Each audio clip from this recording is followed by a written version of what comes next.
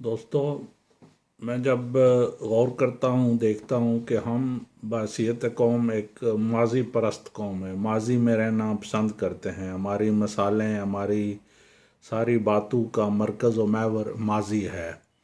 حال سے اور مستقبل سے ہمارا کوئی لینا دینا نہیں ہے، اور ہم نہیں دیکھتے کہ دنیا کہاں جا رہی ہے، دنیا کی ترقی کے کیا وہ اسباب ہیں کہ باقی دنیا ہم سے بہت آگے ہے۔ ہم جب ان کی ترقی کو دیکھتے ہیں تو ہم اپنے ماضی کے ساتھ اس کو کمپیئر کرنا شروع ہو جاتے ہیں۔ اگر بالفرض یہ وہ ہمارا ماضی اتنا ہی شاندار ہے جیسے کہا جاتا ہے، تو اس کے باوجود ہمارا حال اتنا کیوں برا ہے؟ جب تک ہم اپنے حال کو اور اپنے مستقبل کی پلاننگ نہیں کریں گے تو ہم ایسے ہی رہیں گے کہ صرف ماضی سے قصے کہانیاں لے کر اپنے آپ کو خود فریبی میں مبتلا رکھیں گے۔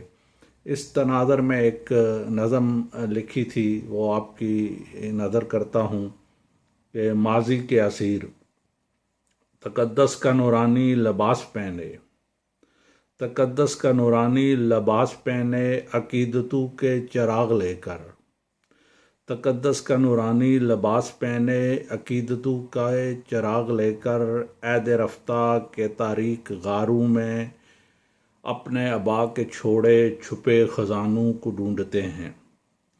تقدس کا نورانی لباس پہنے عقیدتوں کے چراغ لے کر، عہد رفتہ کے تاریک غاروں میں اپنے ابا کے چھوڑے چھپے خزانوں کو ڈھونڈتے ہیں۔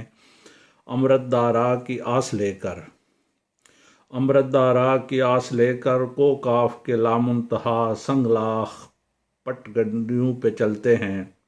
امرت دارا کی آس لے کر، کو کاف کے لامنتہا سنگ لاخ پگ ڈنڈیوں پہ چلتے ہیں۔ گو آنے والا کل آکاش کی مانند بائیں پھیلائے، گو آنے والا کل آکاش کی مانند بائیں پھیلائے، ان گنت کہکشاؤں کو اپنے اندر سمیٹے آواز دے رہا ہے۔